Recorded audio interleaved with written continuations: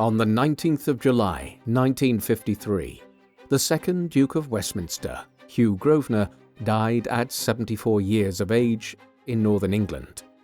Grosvenor was a controversial figure who had been supportive of the Nazis. He was also incredibly wealthy.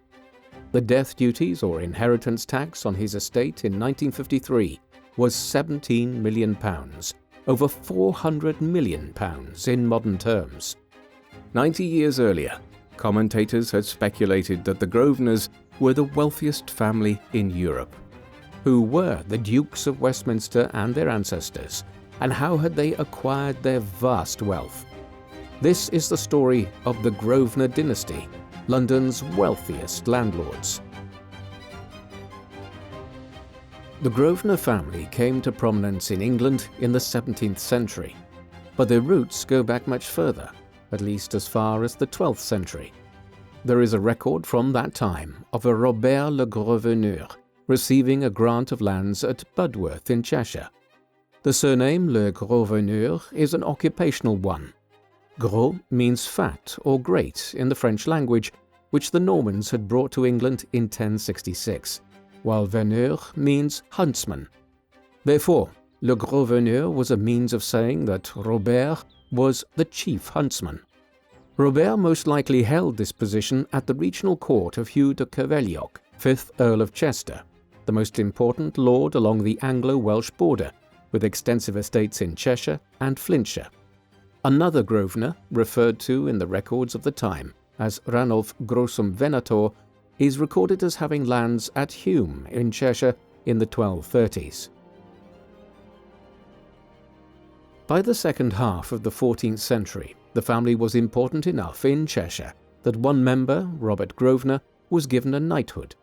He campaigned in both France and Scotland in the 1370s and 1380s. Afterwards, he became involved in a legal case with Sir John le Scrope over their two families' coats of arms and the similarities between them.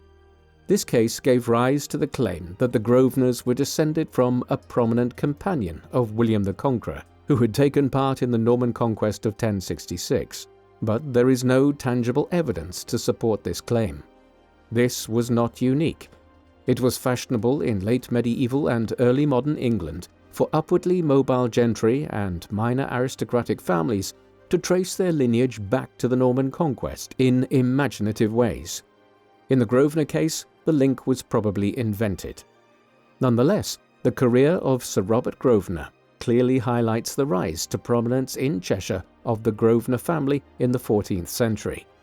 The modern Grosvenor family is descended from his son from his second marriage, Sir Thomas Grosvenor. In the 15th century, Sir Thomas and his descendants lived at Eaton Hall. They later moved to Eaton Hall, which became the seat of the family in Cheshire for centuries to come. While the Grosvenors were unquestionably an important family in Cheshire by the 15th and 16th centuries, the family's rise to prominence within England really began under Richard Grosvenor. He was born at Eaton Hall on the 9th of January 1585.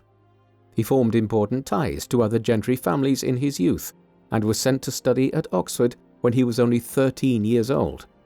In 1617, when King James I visited Cheshire, Richard was knighted.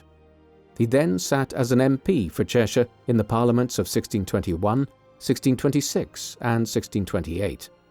By then, his father had died, and Sir Richard had become an important local officeholder in Western England. Evidently, the Grosvenors belonged to a class of landholders throughout England who had increased their wealth by employing new ideas about efficient estate management, and they were also upwardly socially mobile. In 1622, Sir Richard put his money to use and bought a baronetcy. This was an era of profound corruption in the sale of noble titles in England, as dozens of baronetcies and even earldoms were sold to finance James I's excessive spending and lavishing of gifts on his court favourites, like the Duke of Buckingham. Thus, the Grosvenors bought their way into the minor nobility in 1622. The family was not immensely wealthy yet at that time. This was clear because Grosvenor was committed to the Fleet Prison in 1629 owing to the debts of his brother-in-law, Peter Daniel. His movements were restricted for the next 9 years, although he was allowed to travel around London and once even visited his estate in Cheshire during his loose confinement. The whole episode demonstrates that while Grosvenor was wealthy enough to purchase a baronetcy, there were limits to his income.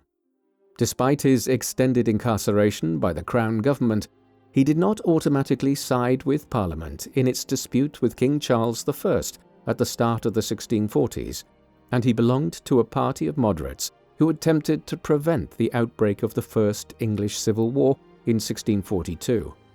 Once the fighting erupted, he retired to Eaton Hall and tried to remain aloof from the conflict. He died at home on the 14th of September 1645 as the war raged around him. Sir Richard's son, namesake and heir, was a more committed royalist than his father had been. The second baronet was in his late 30s when the English civil wars broke out. He was sheriff for Cheshire in the early stages of the conflict and attempted to ensure that the county supported King Charles I as much as possible.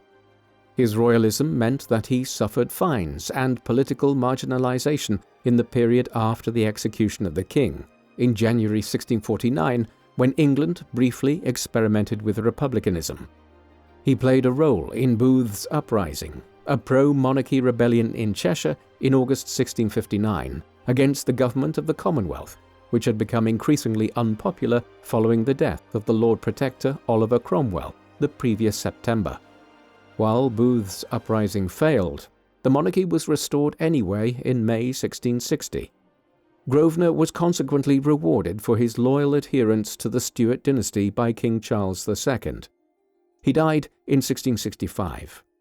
His son, Roger Grosvenor, had been killed in a duel back in 1661, meaning that when the second baronet died 3.5 years later, he was succeeded by his grandson, Sir Thomas Grosvenor. He was only 9 years old at the time and would die before he reached his 45th birthday. But Thomas played a huge role in the ascent of the Grosvenors simply by getting married. Thomas Grosvenor was born on the 20th of November 1655. He was a cultured man who spent several years during his youth on an early version of the Grand Tour, travelling around Europe to visit what 17th century Europeans considered to be some of the great centres of civilization in Italy and France. He spent a lot of money redeveloping Eaton Hall, though, as we will see, the country house was redeveloped on several occasions in the 19th and 20th centuries. Above all, Thomas Grosvenor is known for marrying Mary Davies on the 10th of October 1677. She was the daughter and heiress of Alexander Davies, a scribe, though one who owned a farm just to the west of the city of London around Ebury. The Ebury lands had come into the family's possession after Mary's great-uncle, a moneylender named Hugh Audley, had purchased it at a much reduced rate, following the rapid rise and fall of Lionel Cranfield, the first Earl of Middlesex, as a reforming politician in England back in the early 1620s. At the time, this was an undeveloped plot of marshy land that was of limited value. However, over the next 300 years, it would form the basis for the family's remarkable ascent. The area is no longer known as Ebury. Instead, it is synonymous with the Mayfair and Belgravia parts of the city to the immediate north and west of Buckingham Palace and Westminster. The family would also acquire lands slightly southeast of Belgravia, in the Pimlico district. As the city spread in later times, this modest rural farm, as it stood in 1677, became a source of immense wealth in the heart of some of the upmarket parts of central London. The marriage between Thomas and Mary was strained on occasion by her Roman Catholicism. This meant that Thomas's loyalty to the new monarchs, King William III and Queen Mary II, was doubted after the Glorious Revolution of 1688 led to the overthrow of the Catholic King James II. In the early 1690s, Thomas faced accusations of being a Jacobite, an unreconciled supporter of King James, who was now living in exile in France. Nonetheless, Grosvenor continued to sit in Parliament for most of his adult life, down to his death in 1700, and the suspicions about his loyalties were unfounded. Thomas was succeeded by 3 of his sons in succession. His and Mary's 2 eldest sons, Thomas and Roger, died young, meaning that Richard Grosvenor, their 3rd son, succeeded as the 4th Baronet in 1700, 1 week before his 11th birthday. He was a competent individual, though hardly a politician of any national standing. Instead, he was a leading man in Cheshire's politics, sitting on numerous occasions for the city of Chester in Parliament and acting as mayor of the city. He was consulted about taking part in the Jacobite rebellion of 1715 that sought to restore the exiled son of King James II to the throne, though he ultimately refrained from becoming involved. Instead, he reconciled the family to the House of Hanover, a largely German dynasty that came to rule England in 1714, after the direct male line of the House of Stuart died out. The 4th Baronet was also responsible for commencing the development of the London lands by engaging in experimental drainage schemes at Ebury at a time when the Chelsea Waterworks was also being developed in West London as the world's first major urban water filtration project. Although the 4th Baronet married twice, his daughter predeceased him and the estate passed to his brother, Thomas, upon Richard's death in 1732. Thomas only held the title of 5th Baronet for a year before his own death led to another brother, Robert, becoming 6th Baronet. He would hold the title until his death in 1755. By then, the Grosvenors had become the pre-eminent political family in Chester, consistently representing the city in Parliament. While the 6th Baronet presided over the Grosvenor Estate for 22 years, his career was eclipsed by that of his eldest son and heir. Richard Grosvenor, the 7th Baronet, was the head of the Grosvenor family for nearly half a century, between 1755 and 1802. He was a man in his mid-20s when his father died, who had already sat as a representative for Chester in Parliament. He broke with family tradition and supported the Whigs rather than the Tories in Parliament. He was rewarded for his support for the government of William Pitt the Elder and the Duke of Newcastle by being elevated to the title of Baron Grosvenor in 1761. Though their politics changed over time, his loyalty to the Pitt family endured, and in 1784, William Pitt the Younger paved the way for him to become the first Earl Grosvenor. By then, he had become a somewhat notorious figure. His wife, Henrietta Vernon, had been caught having an affair with the brother of King George III in 1769, and Grosvenor famously sued the monarch's sibling for slandering him afterwards. Henrietta prevented Grosvenor from divorcing her, only on the basis that he had also been unfaithful in their marriage. They remained married, but thereafter Grosvenor became a notorious rake at a time of general excess amongst the British aristocracy, as money poured into England from the fruits of empire and lavish spending, gambling and heavy drinking became commonplace. Grosvenor was no different. He took a particular interest in horse racing and developed a substantial stud himself, while he was also the first major figure in building up the family's art collection. For instance, he acquired several works by the 17th century Baroque French painter Claude Lorraine, while he also patronized many contemporary English romance and landscape painters, such as George Stubbs and Thomas Gainsborough. The first Earl was succeeded in 1802 by his son Robert. He would live down to 1845, meaning that between them, father and son held control of the estate for 90 years. Like so many of his predecessors, he was a member of Parliament prior to becoming Earl, and he also later served as Mayor of the city of Chester. He patronized the architect Thomas Harrison to build the North Gate in the city, on the site where the old Roman gate into the city had stood 1,600 years earlier. This was just one of the ways in which the Grosvenors patronized the development of Chester between the 17th and 20th centuries. He followed his father in continuing to support William Pitt the Younger, the foremost political leader of Britain in the late 18th and early 19th centuries. His antipathy towards the Tories was such that when the Duke of Wellington, the Tory Prime Minister and war hero, was offered the freedom of the city of Chester, Grosvenor used his influence to ensure that the town hall could not be used for the event. His loyalty to the Whigs paid off a few years later, in 1831, when he was elevated again within the peerage, this time becoming the Marquess of Westminster, in recognition of the proximity of the family's London lands to Westminster. The first Earl Grosvenor left behind very substantial debts when he died in 1802, owing to his lavish lifestyle and spending habits. Yet, this did not fatally compromise their finances like it did other noble households of the Hanoverian era. While the Ebury estate had been gradually developed in the 18th century, the second Earl oversaw a period of massive development as he sought to repair his family's financial situation.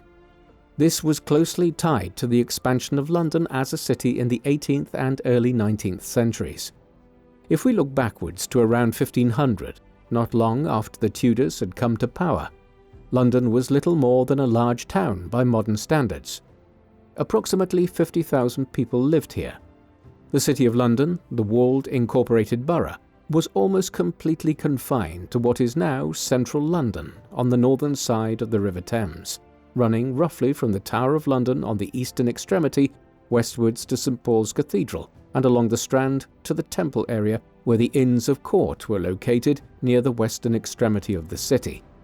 The seat of government at Westminster was outside the city, and people generally went by boat along the Thames into London. Only a small part of the city was found on the south bank of the river. Vast parts of what we now consider to be core parts of central London, including Pimlico, Belgravia and Mayfair, where the Grosvenors owned a huge amount of land, were basically the countryside outside of the city. But London was expanding fast. Its population boomed upwards to around 200,000 people by 1600. The Great Fire of London in 1666 had slowed growth and destroyed much of the city, but even this couldn't stop London's population from reaching 500,000 people before 1700. It doubled again by the early 19th century, reaching 2 million people in around 1840, and then 6 million by 1900. At first, the city expanded to the north and east, with the East End in particular absorbing a significant proportion of the new population growth. However, by the mid-18th century, the need for new land for homes and tenements meant that the city was expanding in all directions, including westwards towards areas like Belgravia, Mayfair and Pimlico. The Grosvenors were consequently about to become one of London's most significant landlord families. The second Earl Grosvenor was instrumental in this process. He recognized that Belgravia had acquired a bad reputation for crime and lawlessness in the 18th century and began actively redeveloping the area with the aid of the architect Thomas Cubitt. This process was gradual at first, but in 1826 he received a special dispensation from Parliament to build a series of elaborate terraced houses in rows around Belgravia. The fact that King George III had established Buckingham Palace as a major royal residence directly nearby aided in making Belgravia a fashionable part of the city, as houses were rented out to aristocrats and politicians who were eager to be near to Buckingham Palace, Westminster and Hyde Park. Rental income poured in and was reinvested in further development. This building work went on at speed in the 1830s and 1840s, and transformed the Grosvenors into one of the wealthiest families in Britain and then in Europe. The same process was repeated by Grosvenor and Cubitt just to the south in Pimlico, where Cubitt used soil removed during the building of St Catherine's Docks in the East End in 1827 and 1828 to fill in the marshy land and make it suitable for construction. As this was a relatively undeveloped part of the city, Cubitt worked in a way that allowed for nice open garden spaces to be preserved alongside the neat rows of houses he laid out and oversaw the building of. The first Marquess also began working on what became known as Grosvenor House, a famous residence overlooking the western side of Hyde Park. In the late 18th century, the Duke of Gloucester and Edinburgh, Prince William Henry, a brother of King George III, lived in a sizable home in Mayfair, which was known as Gloucester House, after his title. Following his death in 1805, the first Marquess acquired the house for £20,000 and began redeveloping it as the family's principal home in London. For instance, he added a large new wing on the western side of the house to display the family's considerable art collection. Towards the end of his life, the first Marquess also had extensive triumphal arches and colonnaded entryways built leading up to it from Upper Grosvenor Street. His successors, especially the first Duke of Westminster, continued to add to Grosvenor House, and it became one of London's most significant homes, equal in grandeur to some royal residences. At the end of the 1880s, it was one of the first homes in London to be electrified and lit up with artificial lighting. Yet, Grosvenor House has not survived. The house was taken over during the First World War and used by the British government for wartime offices. The second Duke of Westminster instead moved to Bourdon House in Mayfair. Later, it was leased to the US government as the site of its embassy in London. In the 1920s, Grosvenor House was demolished and the Grosvenor House Hotel was built in its place. Although the hotel continues to bear the Grosvenor name, it was built and owned by Arthur Octavius Edwards and has passed through multiple different owners since. It remains amongst London's most exclusive hotels, a century after it was built. The Cheshire estate was not ignored by the Marquess either. Indeed, he first honed his abilities as a land developer through the redevelopment of Eaton Hall immediately after he became the Earl Grosvenor. He employed the architect William Porden to oversee this project and hired the garden landscaper John Webb to redesign the grounds. A modest redesign ballooned in price to over £100,000, and it took 10 years to rebuild Eaton Hall. This was a sum equivalent to about £10 million in modern terms. Porden oversaw the construction of a huge mansion in a late Georgian style. Unfortunately, the look of it was soon deemed to be unfashionable, and many visitors thought it gaudy and excessive. This meant that Eaton Hall was redeveloped again in the second half of the 19th century. The Victorian architect Alfred Waterhouse added further Gothic flair to it, and the extension of the house meant that it eventually had 150 bedrooms, kennels, stables, a chapel, and even a 183-foot-tall bell tower, complete with no less than 28 bells. County houses like this for wealthy British dynastic families lay largely unused for large periods of time, and only a small wing of the house would have been resided in outside of the periods when events were held at Eaton Hall. Richard Grosvenor, 2nd Marquess of Westminster, succeeded his father as head of the Grosvenor family in 1845. Over the next 24 years as Marquess, he continued the development of their lands in London. Indeed, his tenure as the leading landlord of Belgravia, Mayfair and Pimlico was more important than his father's. While the first Marquess had established a template for land development on the Ebury lands, it was during the middle and late 19th century that the income from the London properties really escalated, as houses in Mayfair, Belgravia and Pimlico became the most sought-after residences in London at a time when it was the capital of the world's foremost superpower and financial centre.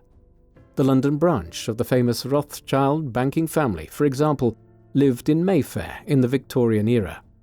Unlike some predecessors, the second Marquess lived a temperate life and spent a lot of his money on providing hospitals and schools.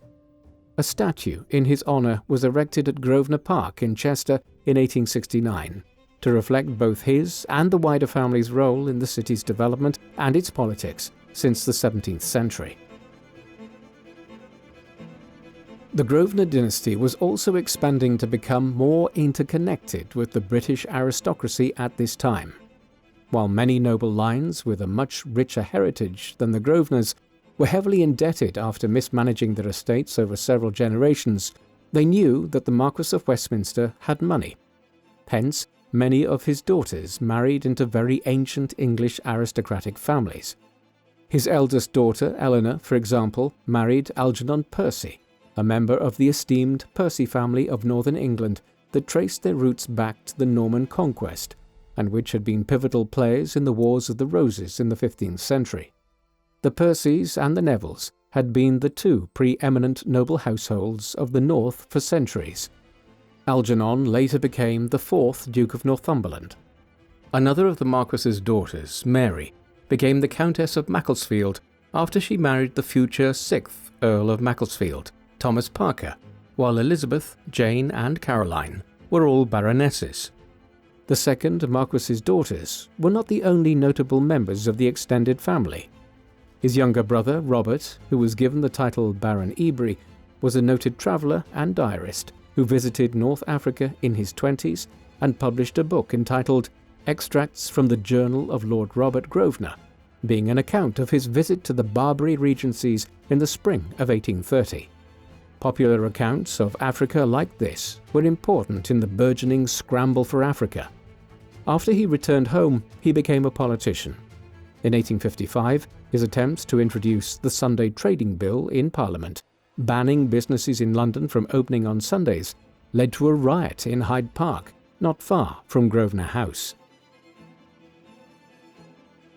The second Marquess of Westminster died on the 31st of October 1869. He was succeeded by his son, Hugh Lupus, who was made the first Duke of Westminster in 1874, the final stage in the family's ascent within the British aristocracy. This was a reflection of their sheer wealth by the 1870s. Indeed, the Duke was able to deploy his vast income to influence the politics of the era. For instance, he had a love-hate relationship with the Liberal leader and Prime Minister William Gladstone, whose policy of courting the Irish Home Rulers who wanted a devolved parliament re-established in Ireland, Grosvenor opposed. Yet it was Gladstone who submitted the request to Queen Victoria for the Grosvenor title to be elevated to that of a dukedom in his resignation honours list in 1874. On other occasions, the two were on common ground, notably in their condemnation of the growing Turkish antipathy towards the Armenian population within the Ottoman Empire. Although the Duke's involvement in politics was sporadic, nobody could ignore the influence his wealth and his position as the greatest landlord in the vicinity of Westminster and Buckingham Palace afforded him. His rental income in the 1870s had reached around £250,000 a year, a sum close to around £40 million annually in today's money. Moreover, many politicians, aristocrats and foreign dignitaries rented properties from Grosvenor owing to their proximity to the centre of government in London. A portion of this money was invested into the family's horse racing stud, and one of his horses, Ben Dor, won the Epsom Derby in 1880. The Duke was also famous for his temperance at a time when the movement to prohibit alcohol was growing in Britain, North America and Scandinavia. Though Britain would never ban alcohol, unlike the United States and parts of Canada and Scandinavia, where prohibition was introduced with limited success, Grosvenor did succeed in massively scaling back the number of public houses and taverns that were operating in Mayfair and Belgravia. The heads of the Grosvenor family have had different characters over time. In the 18th century, at the height of the excesses of the British aristocracy, the first Earl Grosvenor was known for his excessive lifestyle and heavy spending. By way of contrast, in the 19th century, the Grosvenors became known for their religious piety and temperate conduct. Part of the reason why they were so successful as property magnates and businessmen was that the family spent and invested shrewdly. However, another shift occurred in 1899, when the first Duke of Westminster died. He was succeeded by his grandson, Hugh Richard. His father, Victor, had died prematurely on the 22nd of January 1884, from what appears to have been an onset of severe pneumonia. As a result, when the first Duke died in 1899, Hugh Richard succeeded. He was 20 years old at the time and would go on to become the most controversial member of the Grosvenor dynasty.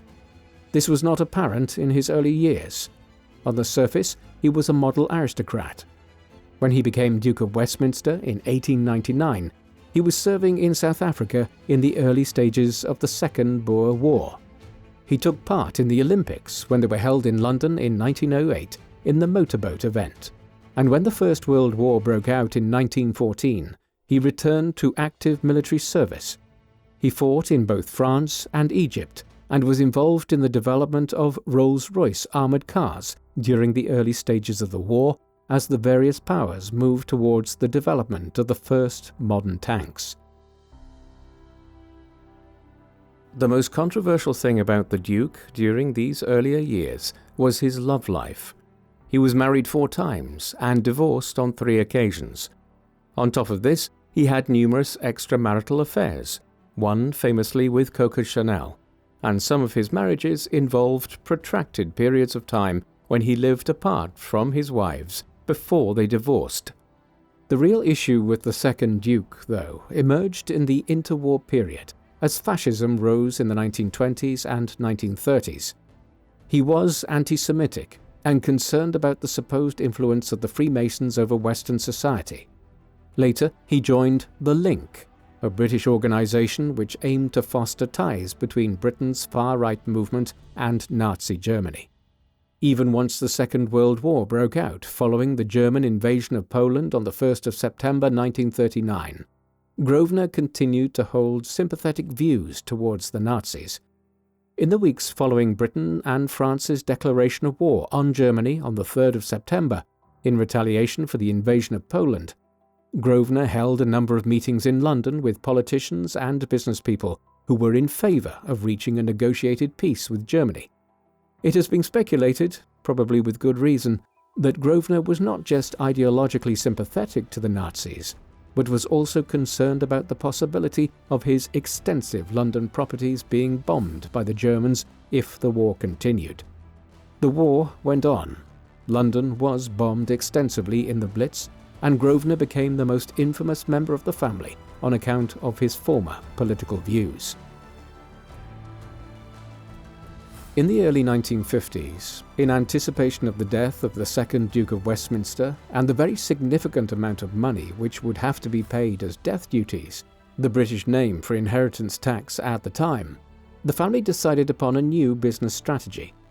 The amount of death duties that would have to be paid would be significant, as the British aristocracy were being taxed especially heavily after the Second World War to try to pay off some of Britain's war debt and fund the rebuilding of the country. The Grosvenors accordingly sold a significant part of their London lands in Pimlico and other areas. The Grosvenor Group, as the family's property company was known, then began reinvesting the money in new real estate projects. Many of these were not in London. Indeed, some were not even in England. A large tranche of the capital was spent on new projects in places like Australia, Southeast Asia, and Canada. The Grosvenors became particularly involved in developing the city of Vancouver in the 1950s and 1960s. Later, they even moved into the United States and oversaw a number of large projects in California.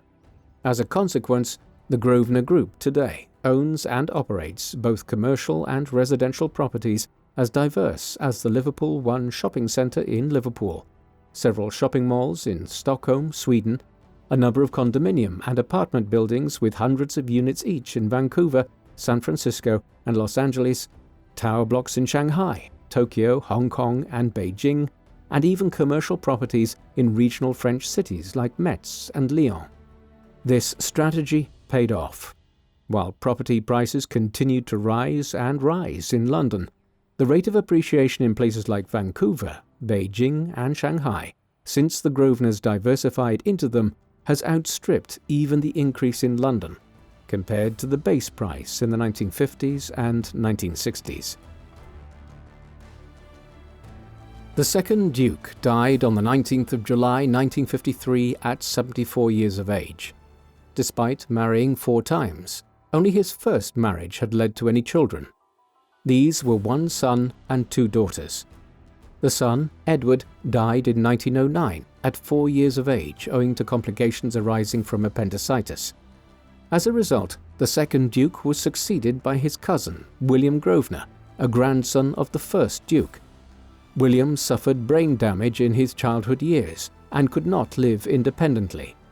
He never married, nor did he have children, and so when he died in 1963, the Grosvenor titles and estate passed to another grandson again of the first Duke, Gerald.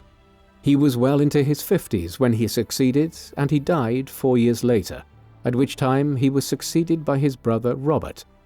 Thus, between 1899 and 1967, 4 different grandsons of the first Duke of Westminster succeeded as head of the dynasty one after another. The estate was still enormously valuable throughout this era, despite the substantial inheritance taxes accrued in 1953, and the 5th Duke, who held the title down to 1979, was the richest man in Britain in the 1970s. In 1979, when the 5th Duke died, there was finally a direct succession from father to son within the Grosvenor family for the first time since 1869. That year, Gerald Cavendish Grosvenor became the 6th Duke of Westminster following the death of his father. He had joined the military in 1970 and served extensively in the Territorial Army and the British military, eventually becoming an honorary Major General.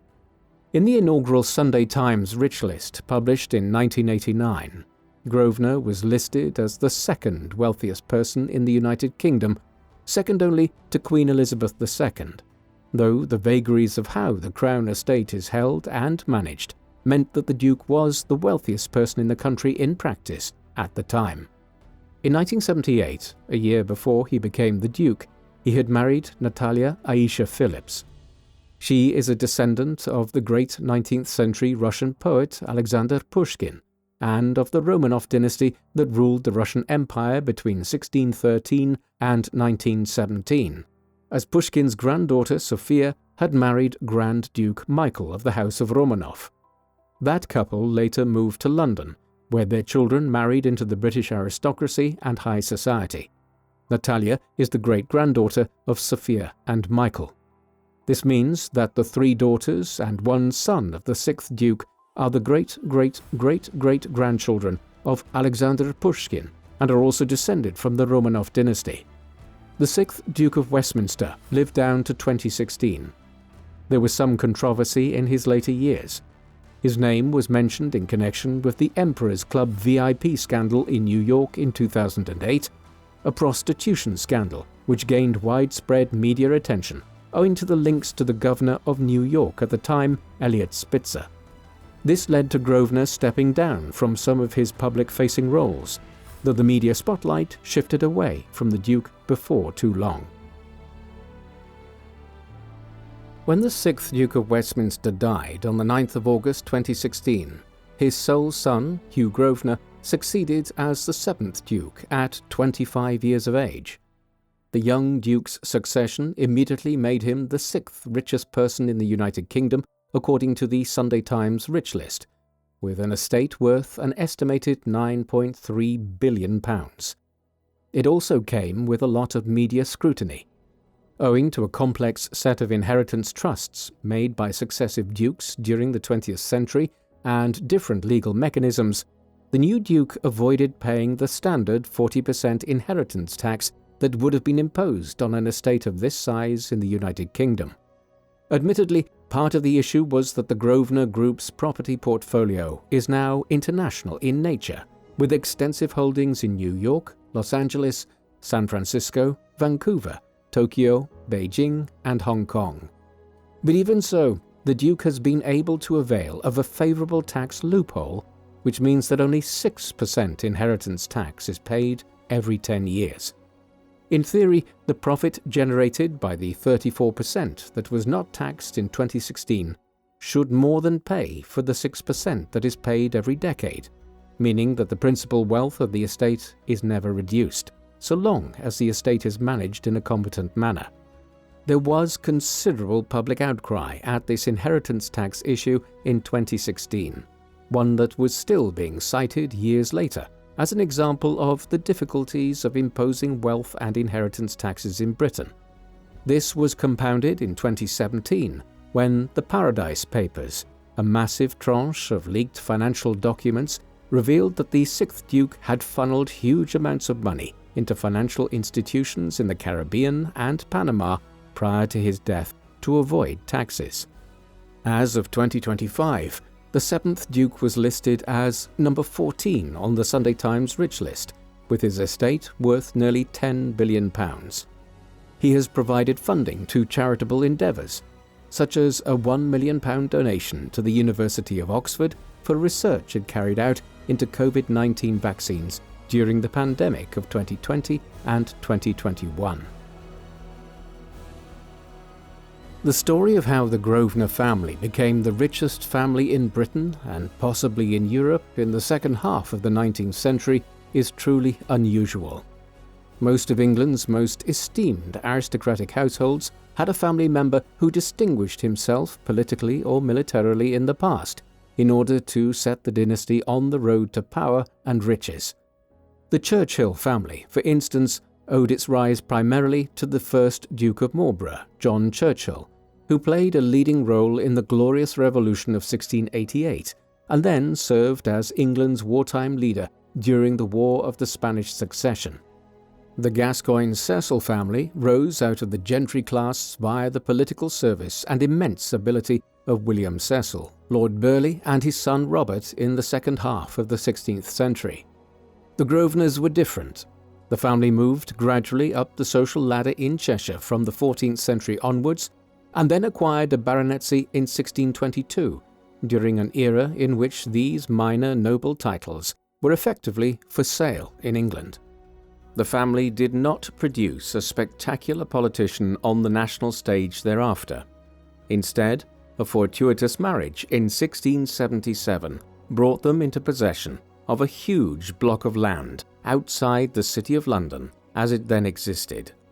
Later, as London swelled to become the world's largest city and most important commercial centre, their estate around Belgravia, Pimlico and Mayfair turned the Grosvenors into one of England's wealthiest families. There were accomplished men within the family. The first and second Marquises and the first Duke of Westminster developed the family's lands around London in the 19th century in a very effective manner, making the Grosvenors billionaires in modern monetary terms. There are additional elements to the story of the family. Some family members bred horses, others collected art.